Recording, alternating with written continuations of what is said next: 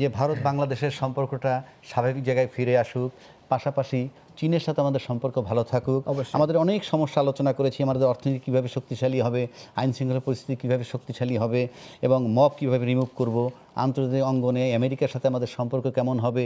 এই সব কিছু তো শুধুমাত্র রাজনৈতিক দলের একার হাতে না, আমরা যারা আলোচনা করি, সুশীল সমাজ যারা, সবারই এখানে রোল আছে। সংকট আমি রাজনৈতিক সংকট খুব একটা দেখছি না, ঠিক আছে? কারণ এনসিপি, জামাত তাদের এবং বিএনপির সঙ্গে সাপে নেউলে সম্পর্কটা এখন নাই আপাতত। সম্ভবত এটা শেখ হাসিনার যে ডিসেম্বরে আসার যে প্রতিশ্রুতি, সেইটার উপর ভিত্তি করে হয়তো ফ্যাসিবাদ ঠেকাও এই ধরনের একটা ঐক্য এখন চলতেছে। ফলে রাজনৈতিক সংকট আমি খুব একটা দেখছি না। সংকট আছে টুকটাক, যেমন পলিটিক্যাল ল্যাঙ্গুয়েজ খুব দূষিত হয়ে পড়তেছে, মানুষ রাজনীতিবিদরা পর্যন্ত ডেসপারেট হয়ে যাচ্ছে, ভাষা খুব নিম্নমানের ভাষা প্রয়োগ করা হচ্ছে ইত্যাদি। এগুলি কিছু সংকট আছে, কিন্তু মোটা দাগে রাজনৈতিক সংকট আপাতত নেই। মানে ডিসেম্বর পর্যন্ত আমার মনে হয় না কোনো রাজনৈতিক সংকট থাকবে। সংকটগুলোকে আমি মোটা দাগে তিনটা ভাগে ভাগ করতে চাই। একটা হচ্ছে মবতন্ত্র, একটা হচ্ছে জ্বালানি সংকট, একটা হচ্ছে অর্থনীতি, আরেকটা হচ্ছে ফরেন পলিসি। মোটা দাগে মব, জ্বালানি, অর্থনীতি এবং ফরেন পলিসি, এই চারটা মোটা দাগে সংকট বিরাজ করতেছে। আমি জ্বালানিটা একটু বলি না, এটা খুব নাকি আমি এটা কি বলেন, আমরা ছোট ছোট প্রশ্ন, ছোট ছোট উত্তর। না, জ্বালানিটা একটু বড় হবে। সেটা হচ্ছে যে দেখেন, বিএনপির যে নির্বাচনী ইশতেহার না, সেটা আমি পড়ছি, এই টকশো করার প্রয়োজনেই পড়ছি। সেখানে বলা হয়েছিল যে মানে 2030 সাল নাগাদ আপনার বিদ্যুৎ ও জ্বালানি খাতে উৎপাদন ও সঞ্চালন সক্ষমতা বাড়িয়ে 35,000 মেগাওয়াটে উন্নীত করা হবে বিদ্যুৎ ক্যাপাসিটি, ঠিক আছে, 2030 সাল নাগাদ। এবং সঞ্চালন লাইন 25,000 সার্কিট কিলোমিটার সম্প্রসারণ করা হবে। এটা কিন্তু বিএনপির ইশতেহারে আছে। ওখানে কিন্তু বলা নাই যে শেখ হাসিনার আমলে বিদ্যুৎ খাতে যে সমস্ত সংকট তৈরি হয়েছিল, যে সমস্ত প্রবলেম তৈরি হয়েছিল, সেগুলির কথা কিন্তু বলা নাই। তারা স্ট্রেট ওয়ে বলছে যে আমরা 230 সালের মধ্যে এটা করব। এখন আমরা শুনতেছি, যেহেতু বিদ্যুৎ নেই, গ্যাস নেই, এখন শুনতেছি যে সব ফ্যাসিবাদ ধ্বংস করে দিয়ে গেছে। তাইলে যদি ফ্যাসিবাদ ধ্বংস করে দিয়ে থাকে, তাহলে আপনাদের নির্বাচনী ইশতেহারে ওই কথাটা কেন বলছিলেন? ওখানে বলতেন, নোট একটা ফুটনোট দিতেন যে শেখ হাসিনার আমলে এই হয়েছে, ফলে আমাদের দেরি হবে, এটা বলতে পারতেন। এখন আওয়ামী লীগকে স্কেপগোট করা হচ্ছে। স্কেপগোট, আমি এটা একটু ব্যাখ্যা করি। স্কেপগোট শব্দটা আসছে এইভাবে, 400-500 বছর আগে খ্রিস্টান ধর্মযাজকরা মনে করতেন যে মানুষ যে পাপ করে সেটা ছাগলের কারণে, এবং তারা ছাগলকে মরুভূমিতে পাঠায় দিতেন। ওখান থেকে আসছে স্কেপগোট, অর্থাৎ নিজের দোষ অন্যের ঘাড়ে চাপানো। এটা নানাভাবে হয়। যেমন ধরেন একটা কোম্পানি, না, কোম্পানিটা লস করলো, ফেল করতেছে, এখন দোষ কিন্তু হায়ার এক্সিকিউটিভ নিবে না, তারা করবে কি, নিম্ন অধস্তন যারা আছে তাদের যে কোনো একজনের ঘাড়ে চাপায়, যে এই তোমার কারণে এই কোম্পানি লস করলো, ঠিক আছে? কী ধরুন খেলা, না, খেলা তো একটা টিম ওয়ার্ক, ধরুন ফুটবল টিম ওয়ার্ক। এখন হেরে গেছে, এখন করবে কি, স্কেপগোট একটা বের করবে, এই তুমি ওই সহজ গোলটা দিতে পারো নাই, হ্যাঁ, এটা তো একটা টিম ওয়ার্ক, ওইটা ভুলে যাবে, এটা ওইভাবে মারলেই তো গোল হয়ে যেত। সো এই যে অন্যের ঘাড়ে দোষ চাপানো, এইটা একটা মানে সহজাত প্রবণতা মানুষের, এবং বিদ্যুৎ খাতের যে দুরবস্থা, এইটা স্কেপগোট খোঁজা হচ্ছে। যদি নির্বাচনী ইশতেহারে এরকম বলা থাকতো যে আমাদের এই সংকট আছে, সুতরাং আমাদের সময় লাগবে, এখন বলা হচ্ছে যে 2 বছরের নিচে এটা কি বলে যে স্বাভাবিক হবে না। এখন আমি বলি কি, 2 বছর যে সময় লাগবে, না, এটা কিভাবে আপনারা ভাগ করতেছেন, বা তার পরবর্তী ঘটনাগুলো কি? আমি যদি বিদ্যুৎ সংকট সমাধানের জন্য আমি 3টা ফেজ করতে পারি। একটা হচ্ছে আশু, আরেকটা হচ্ছে মধ্যবর্তী মিড টার্ম, আরেকটা হচ্ছে লং টার্ম। আশুটা আপনাকে যেভাবে হোক এইটাকে আপনাকে কাভার করতে হবে, গ্যাস এবং বিদ্যুৎ দুইটাই একেবারে কাভার করতে হবে। আশুটা মিনিমাম একটা জায়গায় যেতে হবে।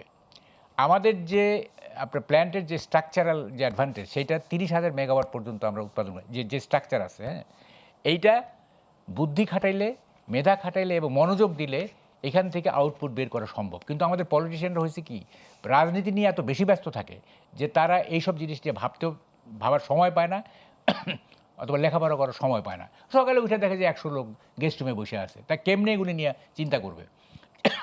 যে স্ট্রাকচারাল অ্যাডভান্টেজ আছে সেটাতে 30,000 মেগাওয়াট, এটা সম্ভব। 30 অলরেডি আছে। এই 30,000 মেগাওয়াটের যে স্ট্রাকচার, সেখান থেকে আউটপুট বের করা খুব বেশি কঠিন কিছু না, একটু চেষ্টা করলে এটা পারা যায়।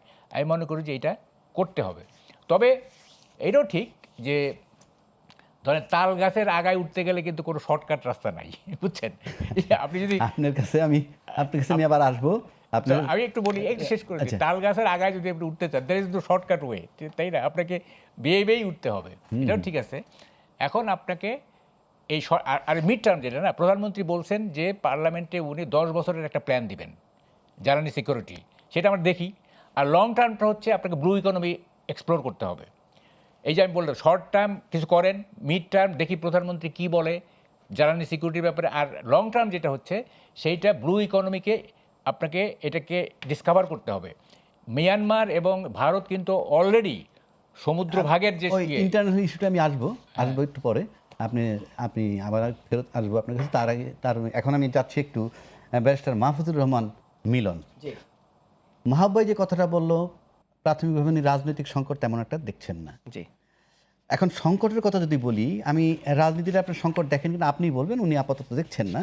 বাট অর্থনীতিকটা বড় সংকট, নাকি আইন শৃঙ্খলাটা বড় সংকট, নাকি এই যে কথাগুলো বললো যে আপনি অন্যের ঘাড়ে দোষ চাপিয়ে দিচ্ছেন, আপনি নির্বাচনী ইশতেহারে এমনটা বলা উচিত ছিল কি না এই ক্ষমতায় আসার আগে, এই সব কিছু মিলিয়ে আপনি কীভাবে দেখবেন বিষয়? না দেখেন, এখানে আসলে আমরা পলিটিক্যাল যারা উচ্চ পর্যায়ে যারা আছে, ইনক্লুডিং প্রধানমন্ত্রী, আমরা কিন্তু ওই আগের জামানার যে সিনারিও সেটা কিন্তু দেখছি না, যে আসার পরেই সব কিছু বিগত সরকারের আমলে চাপাই দেওয়া, যে অমুক সরকার এটা করে গেছে বা অমুক সরকার ধ্বংস করে গেছে ইত্যাদি ইত্যাদি। এগুলা কিন্তু আমরা প্রধানমন্ত্রীর মুখ থেকে এভাবে আমরা শুনছি না, বাট যেটাকে আমরা বলতে পারি গিবতও বলতে পারি, অথবা বলতে পারি দোষ চাপানো। কিন্তু দেখেন, এটা অটোমেটিক আমাদের কিন্তু একদম কমন একটা সেন্স, যে বিগত 17 বছর বাংলাদেশ কিসের মধ্যে দিয়ে গেছে। এখন একটা দেশকে এমন পর্যায়ে ক্ষতবিক্ষত করা হয়েছে এমনভাবে যে এই দেশটা সেরে উঠতে সময় লাগবে। গভর্নমেন্ট আসছে, গভর্নমেন্ট এসে অলরেডি 6 মাস গেছে। এই 6 মাসের মধ্যে কিন্তু বেশ অনেক কিছু প্ল্যান নিয়েছে। দেখেন, এমন একটা সময় তারা টেক ওভার করলো এই গভর্নমেন্ট, যে শুরুতে একটা তেল সংকটের মধ্যে পড়লো। সংকট যে নাই আমি বলবো না, কিন্তু এই সংকটগুলা নিজেদের কারণে কি এই সংকট তখনই বলা হবে যে এই গভর্নমেন্টের ক্রিয়েট, যখন তারা ফেল করেছে, তাদের দ্বারাই এই সংকটগুলো সৃষ্ট হয়েছে। আসলে আমরা এই 6 মাসে কিন্তু তাদের দ্বারা কোনো সৃষ্ট সংকট আমি দেখছি না। দেখেন, এই তেলের সংকটটা তো আমরা সবাই জানি যে আপনার আমেরিকা ইরান যুদ্ধের কারণে যে তেলের সংকটটা আসার পরপরই ফেস করেছে। তারপরে আমরা আবার এখন দেখছি যে আরও কিছু সংকট আছে। আপনি শুরুতেই বললেন যে আইন শৃঙ্খলার অবনতি। হ্যাঁ, অ্যাডমিটেডলি আইন শৃঙ্খলার অবনতি কিন্তু ঘটেছে, এটাও একটা সংকট, অবশ্যই দেশের জন্য এটা একটা সংকট। এবং স্বরাষ্ট্রমন্ত্রী কিন্তু সালাউদ্দিন সাহেব নিজে কিন্তু স্বীকার করেছিলেন আর কি পার্লামেন্টে, যে হ্যাঁ, আমরা admittedly it is my confession, our confession, যে হ্যাঁ, আমাদের এখানে বাংলাদেশে বর্তমানে আইন শৃঙ্খলার অবনতি ঘটেছে। এখন এই সংকটগুলা ওভারকাম করতে টাইম লাগবে, এটা স্বাভাবিক। এখন এই প্রেজেন্টলি যে সংকটটা আমি যাচ্ছে, বলি কেন টাইম লাগবে, কারণ আপনাদের পক্ষ থেকে বলা হয়েছিল নির্বাচনের আগে জি, যে নির্বাচন হয়ে গেলেই সমস্ত সংকট দূর হয়ে না যাবে। না না না এটা আপনাদের যিনি প্রেসিডেন্ট হবেন কালকে উনি আচ্ছা, বলছেন জি। যে নির্বাচন হলে আর কোনো সংকট থাকবে না। না। কিসের বেসিসে? দেখেন, নির্বাচন হলে সংকট থাকবে না বলতে যেটা বোঝানো হয়েছে সেটা হচ্ছে নির্বাচন প্রক্রিয়ায়, দেখেন আগে দেখেছি যে দিনের ভোট রাত্রে হয়ে গেছে, আমিডামি নির্বাচন হয়েছে, তাই না? সবকিছু ছিল একনায়তন্ত্র, তাদের ইচ্ছা মতো করেছে। এখন দেখেন, যেটা বলা হয়েছে নির্বাচন যখন হবে সুষ্ঠুভাবে, তারপর একটা গণতান্ত্রিক প্রক্রিয়া শুরু হবে। সেই প্রক্রিয়াটা কিন্তু শুরু হয়েছে। ইন এ সেন্স, যে কথাটা বলা হয়েছে যে একটা গণতান্ত্রিক প্রক্রিয়া শুরু হয়েছে, এই গণতান্ত্রিক প্রক্রিয়ায় যে সংকটগুলো আছে, দেশের এখন যে প্রেজেন্ট সংকটগুলো আছে, এই সংকট ছাড়াও ইন ফিউচারে যে সংকটগুলো আসবে, সেগুলো সংকটগুলো কিভাবে আপনার সমাধান করা যায়, এটা একটা গণতান্ত্রিক সরকার যখন আসবে সেটা সুষ্ঠুভাবে আপনার টেক ওভার করা সম্ভব হবে। এবং ওনারা যেভাবে কাজ করে যাচ্ছে, আমি মনে করি যে হ্যাঁ, দেখেন, অ্যাডমিটেডলি অবশ্যই এখানে জ্বালানি খাতের এখন সংকট দেখা দিচ্ছে। তো এটার জন্য বেশ কিছু পলিসি তাদেরকে করতে হবে। এখন থেকে এমন কিছু পলিসি করতে হবে জানি ইন ফিউচারে যদি না হয়, ওনারা যদি এই পলিসি গ্রহণ করে ইন ফিউচারে দেখা যায় যে এই সংকট থেকে গেছে, তখন তাদেরকে দোষ দিতে হবে। ওনারা আসার সাথে সাথে যে সংকটগুলো তৈরি হয়েছে, যেগুলো তাদের কারণে না, সেগুলোকে তাদেরকে দোষ দিলে হবে না। তবে অবশ্যই আমাদের সাধারণ জনগণ হিসেবে কাম্য যে সংকটগুলোর মধ্যে দিয়ে আমরা যাচ্ছি, সেগুলো যেন অবশ্যই সমাধান হয়। আরও কিছু সংকট আছে, আপনি শুরুতে যেটা বললেন যে আমাদের অর্থনৈতিক কিছু সংকট আছে। মুদ্রাস্ফীতির হার, বাংলাদেশে এখন মুদ্রাস্ফীতির হার 8.32%। আমি যদি ভারতের দিকে যাই, ভারতের মুদ্রাস্ফীতির হার হচ্ছে 4.45। পাকিস্তানে যদি যাই 9.20, বাংলাদেশ থেকে কিন্তু বেশি। শ্রীলঙ্কা কিন্তু 7.30। এই যে মুদ্রাস্ফীতির একটা সংকট আছে, তো এই অর্থনৈতিক অবস্থাটাও মানে কোন পজিশনে এসে এই গভর্নমেন্ট টেক ওভার করেছে, সেটাকেও কিন্তু আমাদেরকে ভাবতে হবে।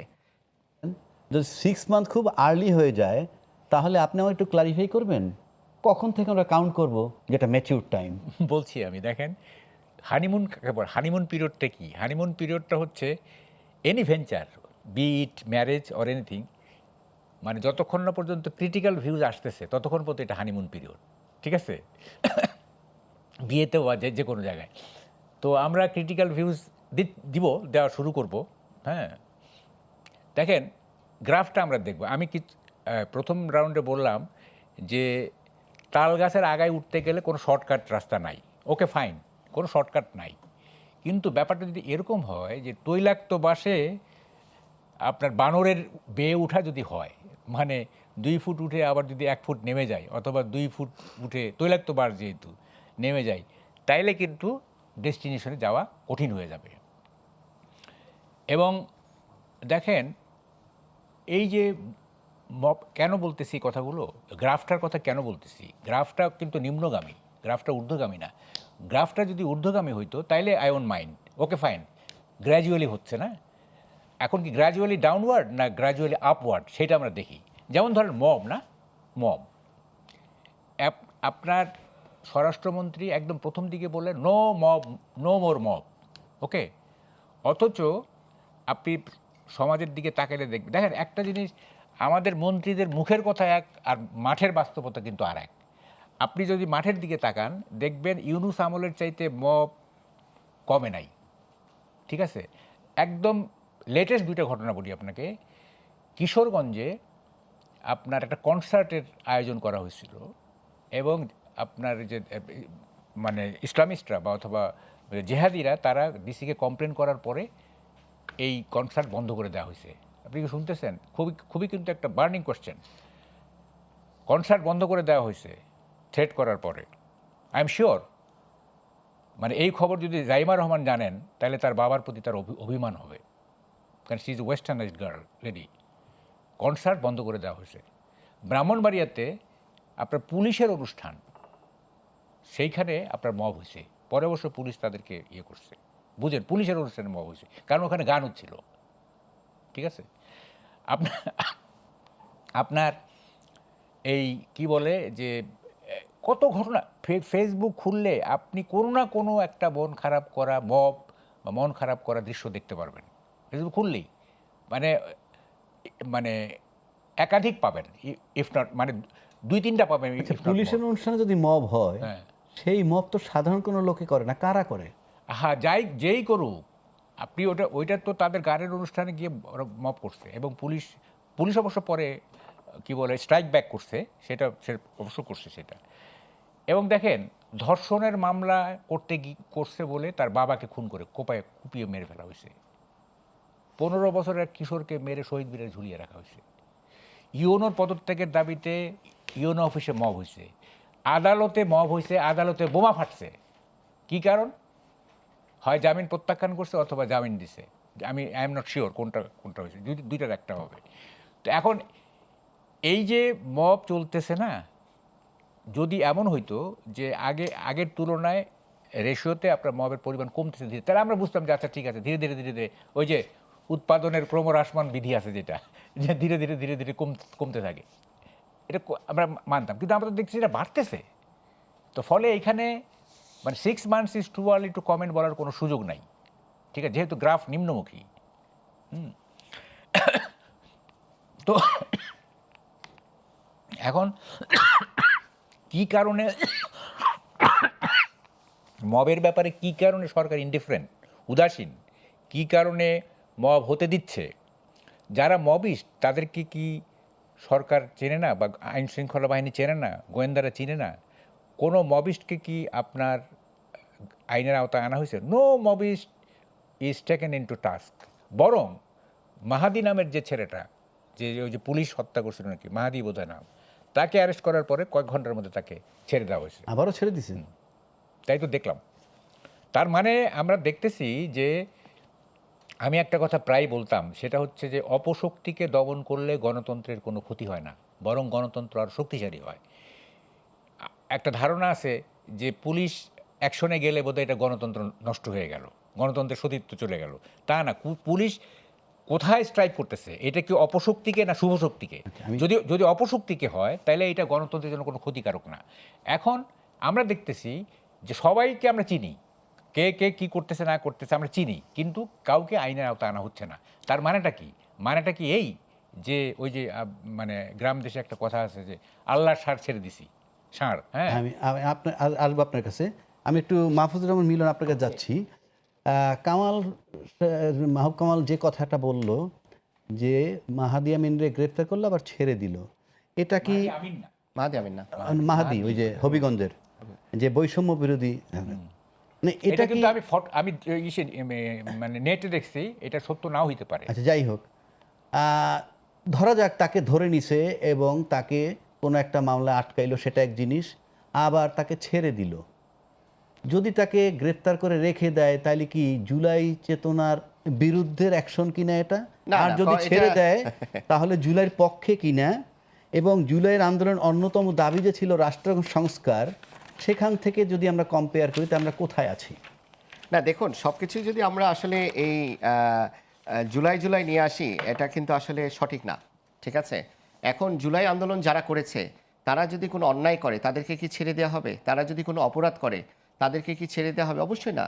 তার বিরুদ্ধে যদি কোনো সুনির্দিষ্ট কোনো অভিযোগ থাকে, অবশ্যই তার নামে অ্যাকশন হওয়া উচিত, তার নামে মামলা হওয়া উচিত। যদি তাকে জিজ্ঞাসাবাদ করে যদি তার নামে কোনো কিছু না পাওয়া যায়, তাকে ছেড়ে দেওয়া উচিত। তার নামে হয়তো সুনির্দিষ্ট কোনো কিছু পায়নি, এই জন্য ছেড়ে দিয়েছে।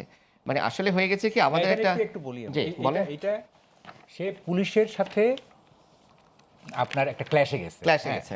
এখন আইন শৃঙ্খলা বাহিনীকে যদি আপনি চ্যালেঞ্জ করেন, এখন একটা কমন প্র্যাকটিস হয়ে গেছে পুলিশের সাথে বাকবিতণ্ডা জড়ানো এবং পুলিশকে মানে হেনস্থা করার একটা ইয়ে চলতেছে। এইটা আপনি তো আইন শৃঙ্খলা বাহিনীকে তার কাজ করতে দিবেন, তাই না? অবশ্যই। তাহলে সেইটাই তো একটা অপরাধ। অপরাধ। এক, দুই নম্বর হচ্ছে আপনি যদি তাকে ছেড়েই দেন তাহলে ধরলেন কেন? না। তাই না? এখন কথাটা হচ্ছে যে আমরা তো দেখছি পুলিশের সাথে কি ধরে বিহেভ করছে, আমরা তো দেখছি, তাই না? হ্যাঁ, বেশ। তাই না? হ্যাঁ, উদ্ভট এখন আচরণ ছিল জুলাই আর কি। জুলাই যোদ্ধা হিসেবে হি হ্যাজ এ পাস মানে গ্লোরি অফ Right, সেটা অস্বীকার করা হচ্ছে না। কিন্তু তাই বলে সে এখন যা খুশি তাই করবে, সেটাও মেনে এটা নেওয়া তো যায় হয় না। না, তাই না? আপনি আইন শৃঙ্খলা বাহিনীকে এইভাবে তো আপনি ইয়ে করতে পারেন না, কি বলে চ্যালেঞ্জ করতে পারেন না, এবং তাই না? না, তো আইন এটা- শৃঙ্খলা বাহিনীর সমস্যাটা কোথায়, তার দুর্বলতাটা কোথায়? এই যে শুনেন, শুধু ওই জুলাই যোদ্ধা না, এমনিও তারা নানান জায়গায় আমি মুখোমুখি বলছি- হচ্ছে। আমি বলছি কেন এটা একটা এটা ব্যাপার, কেন? এটা একটা ব্যাপার আছে। ব্যাপারটা হলো এরকম, সরকার কাউকে খেপাইতে চাচ্ছে না, ঠিক আছে? এই সরকার একটা পলিটিক্স অফ অ্যাপিজমেন্ট নিছে, সন্তুষ্টিকরণের। দেখেন কত রকমের কথা হচ্ছে না, এই যে গালিগালাজ হচ্ছে, তারপরে প্রধানমন্ত্রীকে উদ্দেশ্য করে কটূক্তি করা হচ্ছে না, বলছে যে তাই না? নাসিরউদ্দিন পাটোয়ারি বলছে। তাই না? বলছে। কিন্তু আমি কোন নাম নিতে চাই না, যে সমস্ত মানে কাণ্ডগুলি হচ্ছে, কোনো অপরাধীকে, এইটা আপনার কি বলে ফিজিক্যাল আক্রমণের অপরাধ হোক কিংবা মৌখিক ইয়ে হোক, কাউকে কিন্তু আইনের আওতায় আনা হচ্ছে না। এবং আমার কাছে মনে হচ্ছে যে সরকার সবসময় একটা ভয়ে আছে যে এইটা কোনো অ্যাকশনে গেলে না আবার আন্দোলন শুরু হয়। এবং আমি তো এটা বলতেছি যে এই যে তারেক রহমান যে ইন্ডিয়া যাচ্ছেন না, এইটা নাহিদ ইসলামের সেই মানে কি বলে যে তার সেই এই প্রসঙ্গটা আমি হুমকির আসবো, কারণে। এই প্রসঙ্গ ইন্ডিয়ার প্রসঙ্গটা আমি আসবো। সবকিছুকেই সরকার মেনে নিচ্ছে, এইটা কোনো অ্যাসার্টিভ গভর্নমেন্টের লক্ষণ হইতে পারে রাইট, না। তার আগে আমি একটু না, এটার সাথে আমি একটু দ্বিমত আমি পোষণ মাহফুজুর করছি আর কি। রহমান আপনার কাছে জি। আসতেছি এইটা নিয়ে, যে ধরেন শব্দ খারাপ হচ্ছে, নিয়মকানুন মানছে না, পুলিশের সাথে মুখোমুখি হচ্ছে, সবটার জন্য কিন্তু আইন শৃঙ্খলা থাকার কথা। হ্যাঁ। কেউ যদি রাজনৈতিক মঞ্চটা গালাগালি করে, সেটার জন্য তো আইনি বিধান থাকার কথা। হ্যাঁ। তো আইনি বিধান যদি থাকে, তাতে যদি বাজে শব্দ প্রয়োগ করলে তাকে আইনের আওতায় কেন নেওয়া হচ্ছে না?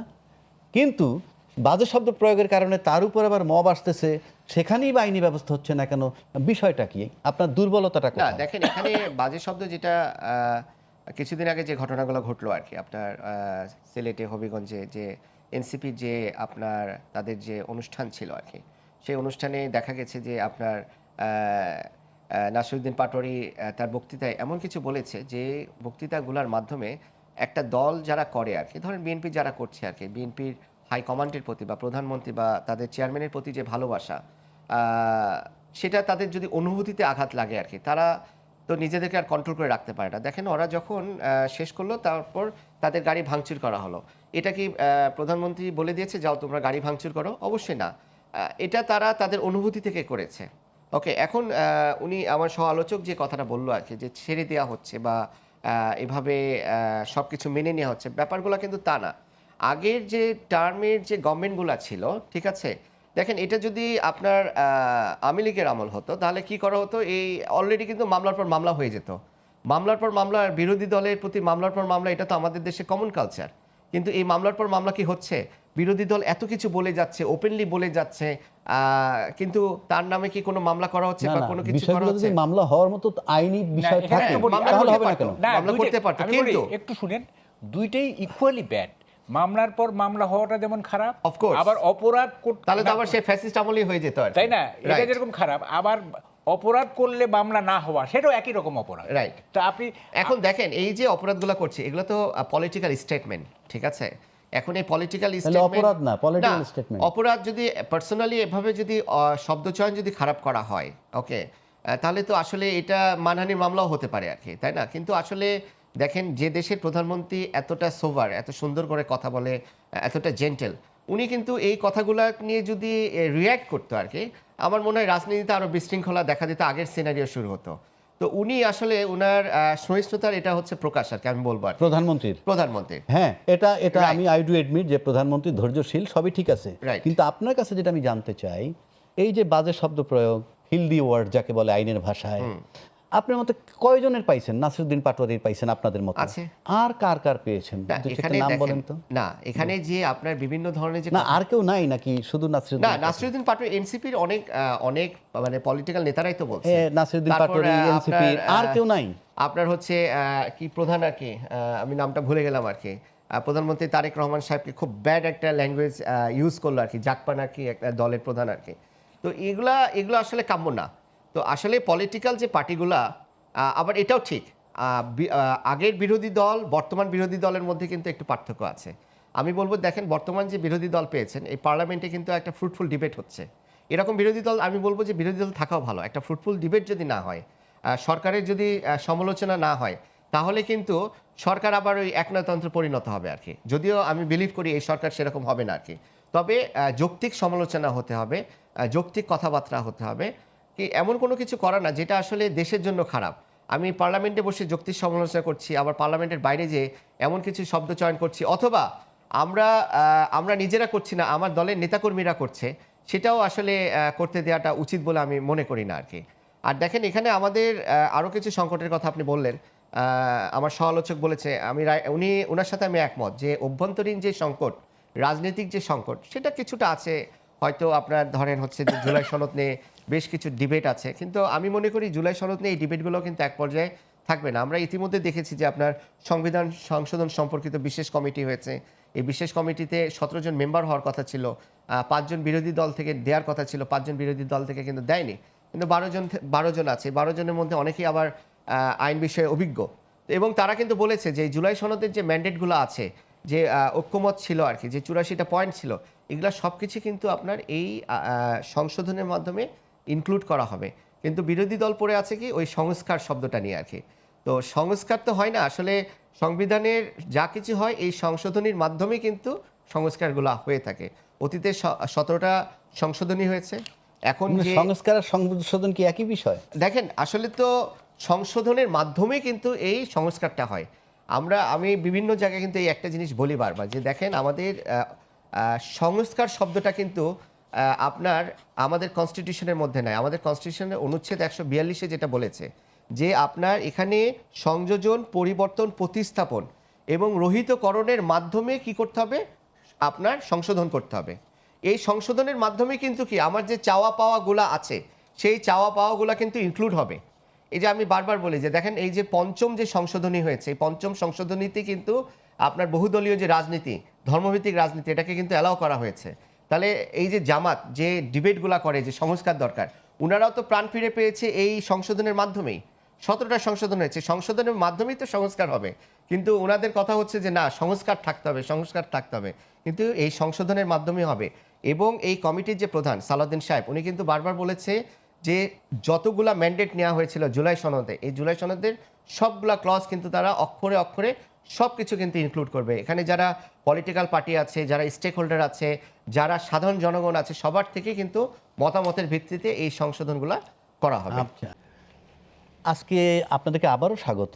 স্টুডিওতে আমাদের মাঝে আছেন দৈনিক যুগান্তরের সিনিয়র সহকারী সম্পাদক মাহবুব কামাল, আছেন ব্যারিস্টার মাহফুজুর রহমান মিলন।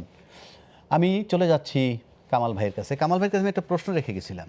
সেই প্রশ্নটা হলো, ভারতের সঙ্গে বাংলাদেশের সম্পর্ক এখন কোথায় দাঁড়িয়ে আছে? এটাকে শীতল নাকি স্বাভাবিক হওয়ার পথে? আমি একটু এই যে আগের রাউন্ডের একটু সাপ্লিমেন্ট করে দিই। এই প্রধানমন্ত্রীর পেশেন্সের প্রশংসা করা হলো না, ওকে ফাইন, উনি একটা কি বলে যে চার্মিং একটা অ্যামিয়েবল পার্সোনালিটি এবং ইমেজ উনি দাঁড় করাইছেন, এবং তার পেশেন্স তো প্রশংসারই যোগ্য। কিন্তু প্রশ্ন হচ্ছে, তিনি যেহেতু একটা স্টেটসম্যান, এই পেশেন্স এইটার মাত্রা কতটুকু? আমি বলবো this far and not further. Okay, কারণ স্টেটসম্যানের দায়িত্ব হচ্ছে সোসাইটিতে গুড গভর্নেন্স দেওয়া। গুড গভর্নেন্স দিতে গেলে he must know, he must distinguish between right and wrong. আপনি যদি রাইট অ্যান্ড রংয়ের মধ্যে ডিস্টিংগুইশ করতে না পারেন, তাহলে তো আপনি গুড গভর্নেন্স কীভাবে দিবেন? পারবেন না তো দিতে। আপনাকে তো রংটাকে অ্যাড্রেস করতে হবে, তাই না?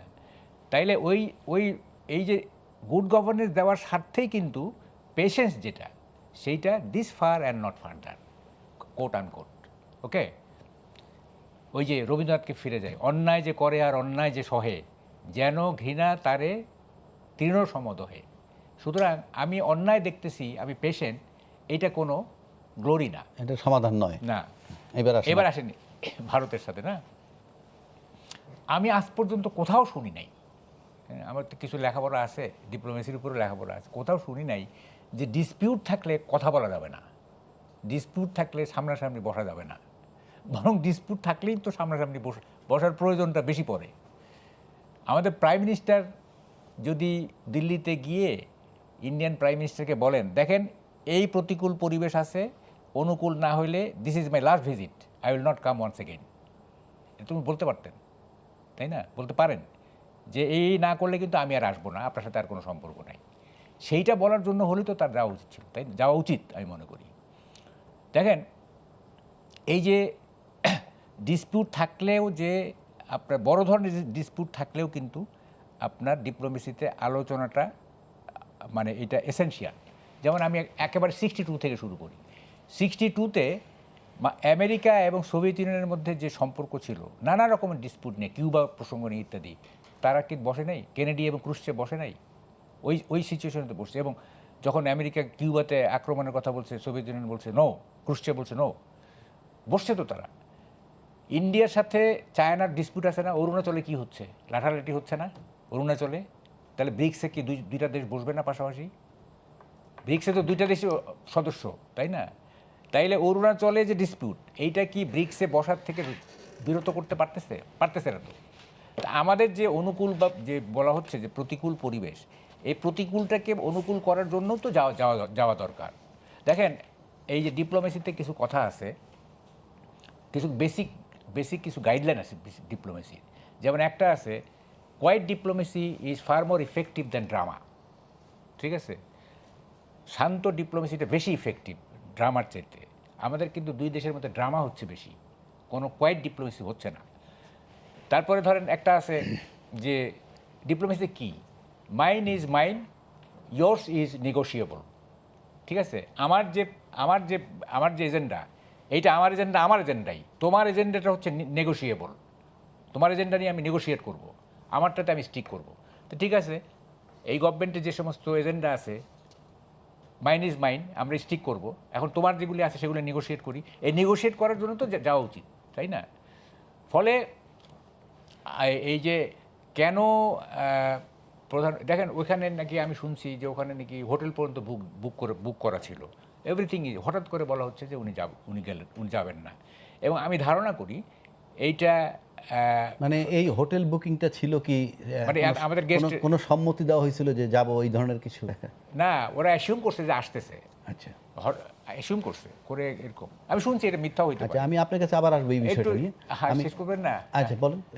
তো এখন হঠাৎ করে আমি ধারণা করি তারেক রহমান যে সিদ্ধান্তটা পরিবর্তন করলেন, মানে পরিবর্তন তো না, এই যে সিদ্ধান্ত যে নিলেন না, এইটা বোধহয় আন্দোলনের ভয়ে।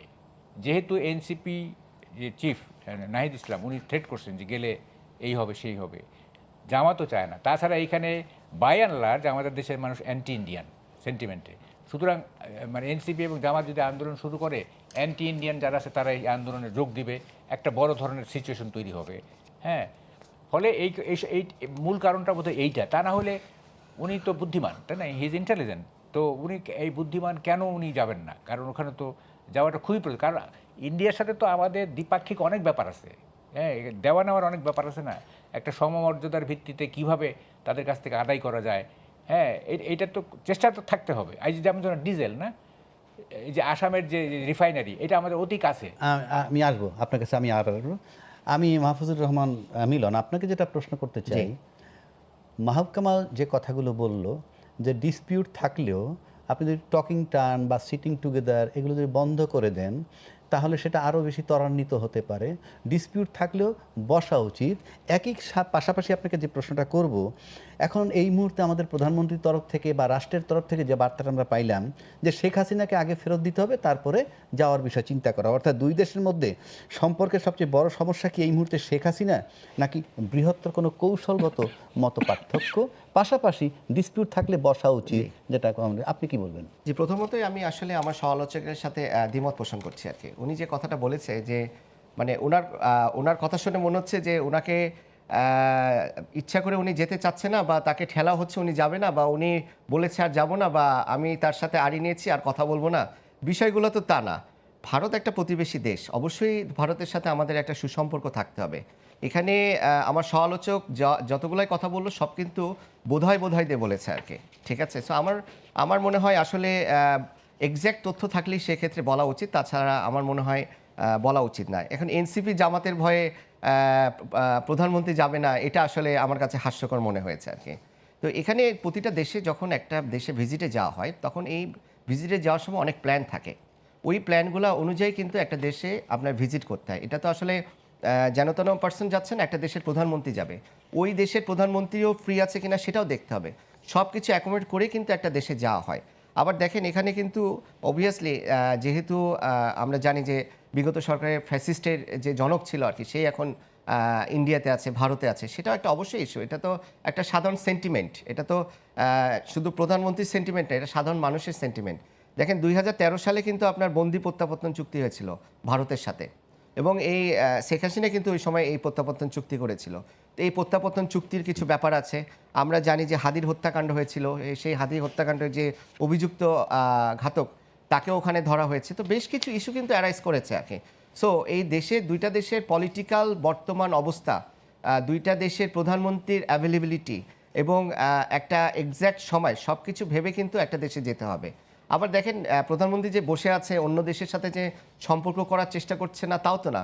প্রধানমন্ত্রী আমরা দেখেছি মালয়েশিয়া গেছে জুনে, আপনার হচ্ছে চীনে গেছে, উনি তো বলেনি বা কেউ তো বলেনি যে আমরা ভারতে যাবই না। না একটা খুব দেখেন এখানে আসলে ভারত আর চীনের যে সম্পর্ক, ঠিক আছে, সেটা তো তাদের মধ্যে আসলে এটা ভারত এবং চীন দুই এশিয়ার পরাশক্তি আর কি, এবং তাদের মধ্যে কৌশলগত এবং অর্থনৈতিক বেশ কিছু দ্বিপাক্ষিক তাদের মধ্যে সমঝোতা বলেন, সমঝোতা না বলেন, সব কিছু তাদের মধ্যে আছে আর কি। এবং তাদের মধ্যে যে আমরা জানি যে হিমালয়ের সীমান্ত নিয়েও তাদের মধ্যে বেশ কিছু ডিসপিউট আছে আর কি। তো এটার মধ্যে বাংলাদেশ আসলে এমন একটা জায়গায় আছে, অবভিয়াসলি ভারত একদম প্রতিবেশী, চীনে গেছে, চীনের সাথে বাংলাদেশ গেছে, তার মানেই যে ভারতের সাথে সম্পর্ক খারাপ হয়ে যাবে, আমি এটা মনে করি না। আবার ভারতের সাথে গেলে যে চীনের সম্পর্ক খারাপ হয়ে যাবে, আমিও এটা মনে করি না।